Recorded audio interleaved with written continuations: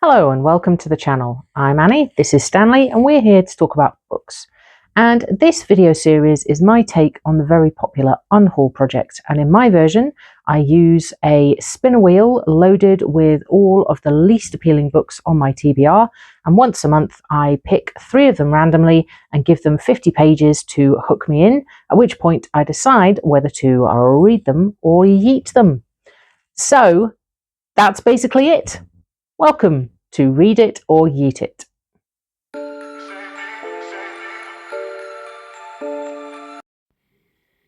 So we're back at long last to the Spinner of Doom. Off it goes. There's all sorts of random stuff on here now.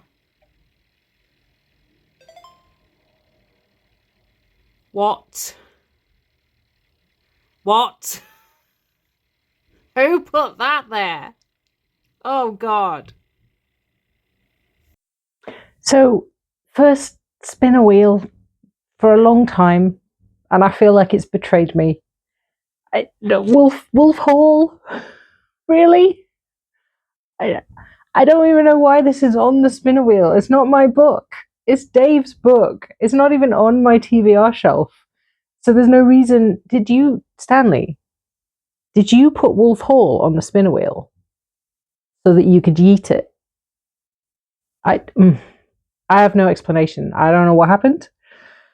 But here we are. March was meant to be a relaxed reading month where I just wafted about and read whatever I wanted. And then I created a ridiculously complicated reading challenge for myself.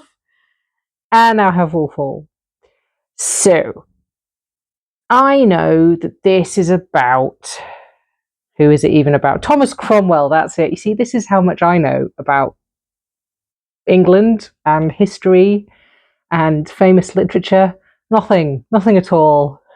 Nothing at all. It's huge. It's huge. I don't want to read this book. I've never wanted to read this book. Why is it even... Anyway, I am going to go into this with as open a mind as possible, which, you know, it's not possible to go into this with an open mind based on what I've just said, but I will try. I will give it a good shot. Now, you never know. A lot of people, it says, twice winner of the Man Booker Prize. I'm assuming that's talking about Hilary Mantel and not specifically Wolf Hall, because one book presumably can't win the Booker Prize twice, but who knows. I've heard a lot of good things. A lot of people love this book. But there's 2 more, and they're big. They're even bigger than this one. It's huge.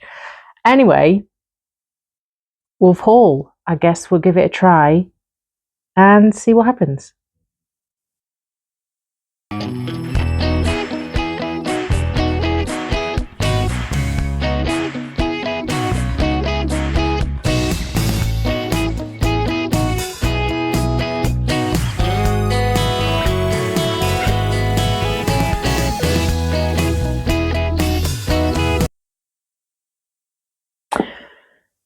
So, Wolf Hall, Hilary Mantel. I tried. I really did. I promise I tried.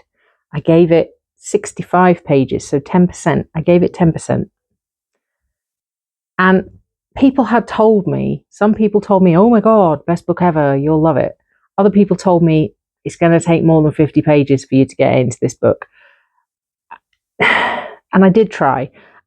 And I don't think giving it more time is going to help, because it's the writing. It's the writing. And I can't imagine that the writing in and of itself is going to change dramatically after 65 pages. So, yeah. I was reading the prologue on the train, and it was almost unreadable, because it's not what I was expecting. I was expecting quite dry, quite dense, very information heavy, a lot of historical detail, all of that kind of stuff. I wasn't expecting present tense, because for some reason present tense doesn't fit in my mind with this kind of book, especially a historical book. I mean, obviously it's not actually written in 16, whatever, 15, whatever, I don't know. But you know what I mean? It's a historical setting, and I don't expect present tense. So that was a bit jarring. And it's also almost stream of consciousness, which I wasn't expecting either, because I'm used to historical fiction being written in quite a formal, traditional way. So that was a surprise. And I'm not a fan of stream of consciousness, really not a fan. So that was a bit tricky. But the biggest problem is that Thomas Cromwell is the main character. And he has, in the first 65 pages, been pretty much the viewpoint character. He's largely the viewpoint character, although there's quite a lot of head hopping around between different characters without it feeling as though it's properly intentional in the way that makes that work. So again, a surprise that is happening, because that's kind of frowned upon.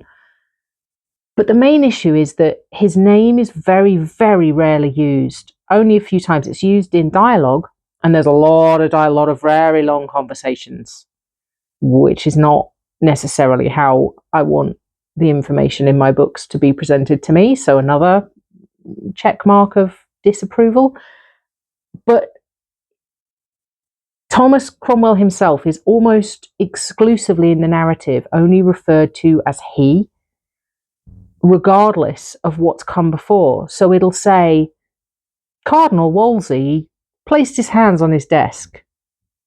He looked up and blah, blah, blah. And the he is referring to Cromwell, even though he hasn't been reintroduced. And in the conventions of English grammar, which I know quite well because I'm a professional editor, I would have had a lot to say about this book if I'd been editing it. So in the conventions of English grammar, if you have named character does blah, he, blah, blah, blah, the he in the second sentence refers to the character that was named in the previous sentence. But in this, it's often Cromwell, only it doesn't use his name. And I've no idea why you would make that choice, because that must be a deliberate choice. And it makes it so confusing, because when he's in a scene with other male characters, half the time I couldn't figure out who it was they were talking about. So that was really off-putting too. And I also have to say, I was very confused about who everybody was and what was going on. I think this book is probably assuming a level of historical knowledge about this period in English history that I very much do not have. I do not have it. I never really did history, especially not this period of history. Perhaps this is shameful that I do not know my country's history. I have a vague idea about some stuff to do with Cromwell, but I think this is assuming a level of knowledge I do not have. And in the first 65 pages, I was pretty much completely lost. It's possible things may have become clearer. It's possible I could have just ridden it out and gone with the flow and just let it happen. But the writing, not for me. So, bearing in mind that this is not my book, and it's kind of huge, we're going to have to yeet it very carefully, Stanley, okay? But I am going to yeet it, because bloody hell, no. Why do people think this is the most amazing thing in the world ever? Just no. Not for me. Right, come on.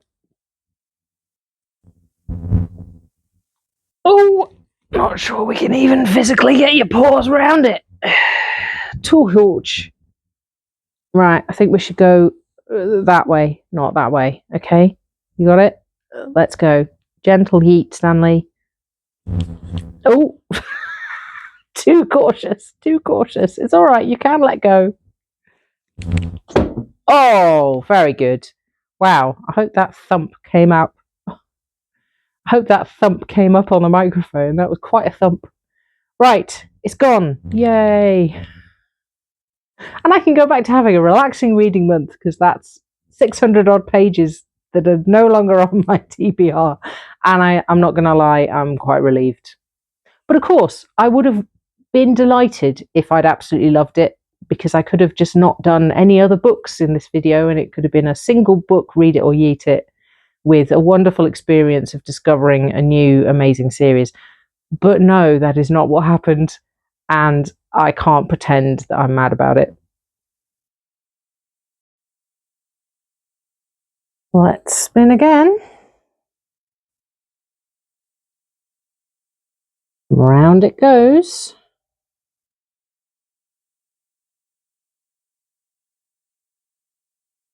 Ah, okay. So, The Missing One by, I don't even know, Lucy Atkins. Definitely a charity shop pick for me. Found it, looked at it, thought it sounded interesting, picked it up. It's been on the shelf ever since. The reason it's on the spinner wheel is because I think I'm a bit apprehensive about whether or not it might be creepy, bit dark. I think it's a thriller.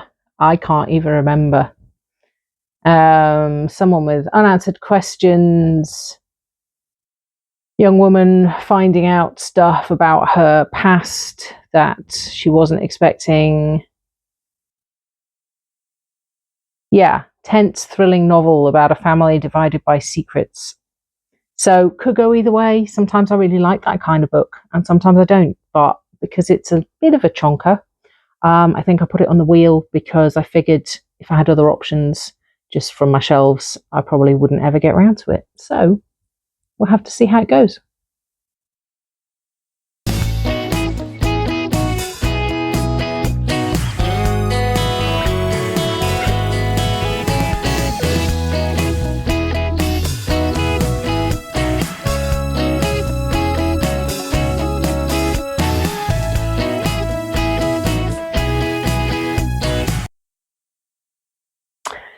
So I've read a bit of The Missing One, and sure, it's not necessarily grabbing me completely at the start, but I am intrigued. I do want to find out more.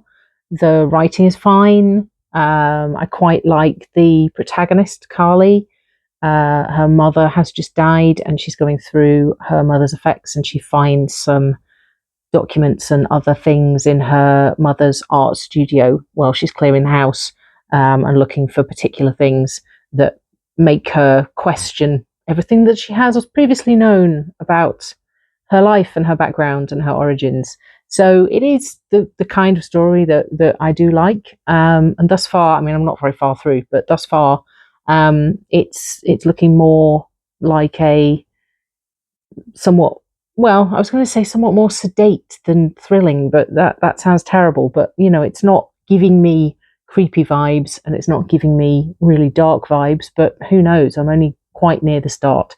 But anyway, the upshot of that is I am going to carry on reading it. Not eating it yet, Stanley. Sorry. But yes, I will carry on and let you know. Well, I may give up partway through. Who knows? But hopefully, I will get to the end and let you know my final thoughts.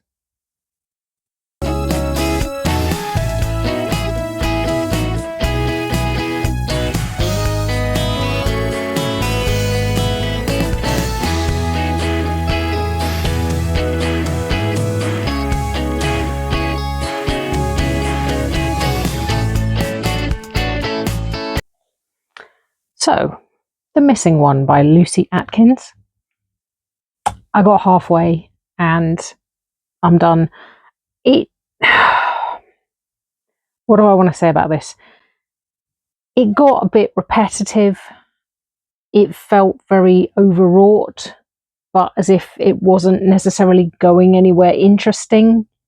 And I had 300 pages still to go. So, unfortunately, my interest waned as things progressed, and I started liking the protagonist less. And as I say, I didn't feel like whatever revelations were going to come to light were enough to make me want to read that amount of a book. But I don't think it's a bad book in any way, just not for me at the moment. So, second yeet of the video, Stanley.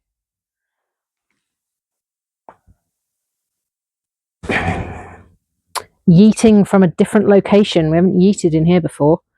Come on, we've got plenty of open space. This might be a better yeeting location. You ready? Oh! Did hit the tripod, but it's on higher legs, so it stayed upright. Well done. Oh, Stanley. And here we are again.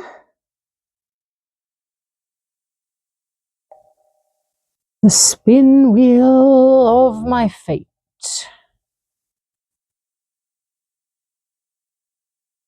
Ah, interesting. So, A Spool of Blue Thread by Anne Tyler.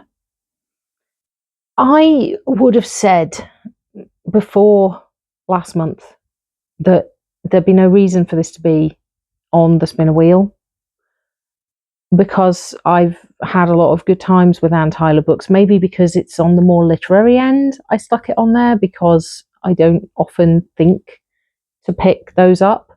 But after last month, my thoughts about this have changed, because I did try and read an Anne Tyler book last month and had no success with it at all. It was really dreary and very depressing and not written in a style that was engaging to me, and I gave up on it really fast.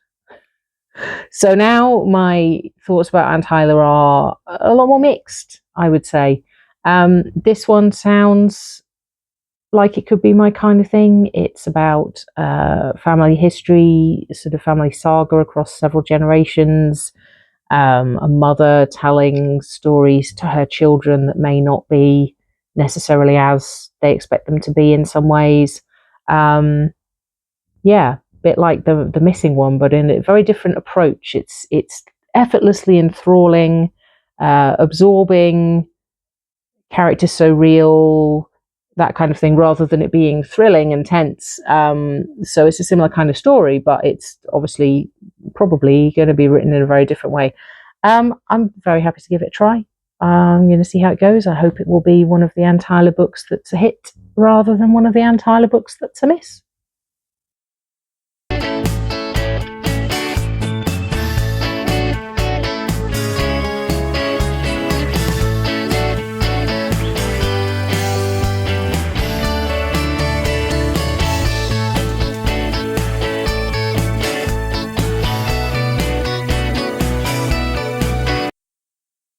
So I took myself out for a walk and ended up in a cafe, and I gave myself the time the cafe had left open and the time it took me to drink my oat latte to read A Spool of Blue Thread by Anne Tyler. And I got to pretty much exactly 50 pages, which was the first chapter, which is a very long first chapter.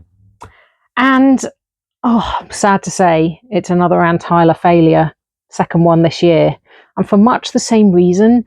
It did start with an actual conversation between two people, but it was a somewhat confusing conversation, and it was very much just dialogue, and bits of the conversation were missed out, so it didn't really seem to follow on, and then they were revealed later in a slightly overly contrived way.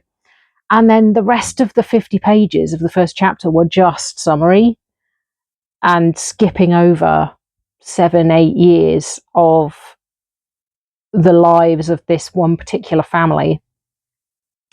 And I didn't connect with the characters, didn't have a chance to connect with the characters. The two at the start, I didn't really like very much, particularly the dad of the family.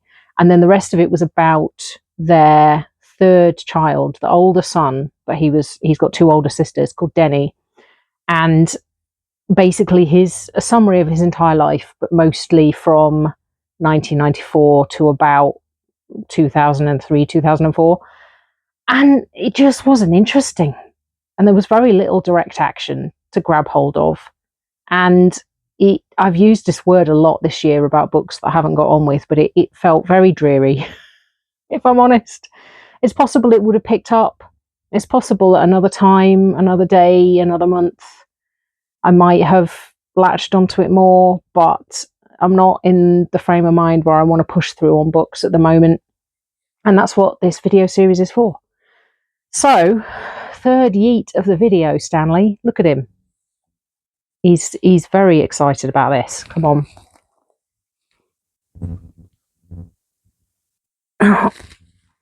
See if you can do it without hitting the tripod this time. You've got plenty of space without hitting the tripod, Stanley. Aim more that way. Come on. Yay. Very good. Oh. Come on. Look at the viewers. That's what they're here for, to look at you. You could just be, courtesy enough to look back. Oh dear. Not used to sitting in this location for filming. So yeah, that's it for this month's episode of Read It or Yeet It. I was going to say it feels like a bit of a failure. 3 yeets. Never had 3 yeets before. I'm not sure we've even had 2. But I'm giving the books a try. I went into all of them with an open mind. I always want to enjoy the books, regardless of how I feel about them when they come up on the spinner wheel. I'd rather enjoy a book than not enjoy a book. But we are where we are. Yeet for Wolf Hall, yeet for the missing one, and yeet for a spool of blue thread. Here's hoping we have more success next time. Anyway, thank you for watching. I hope you enjoyed this yeet heavy episode of Read It or Yeet It. Please give this video a like if you liked it, and subscribe if you want more opportunities to see Stanley throwing books at the tripod, because that seems to be his raison d'etre these days. Yes, I hope you're having more success with your reading this month than I am, and I will look forward to seeing you again in another video very soon. Oh, we use this arm today. Bye for now.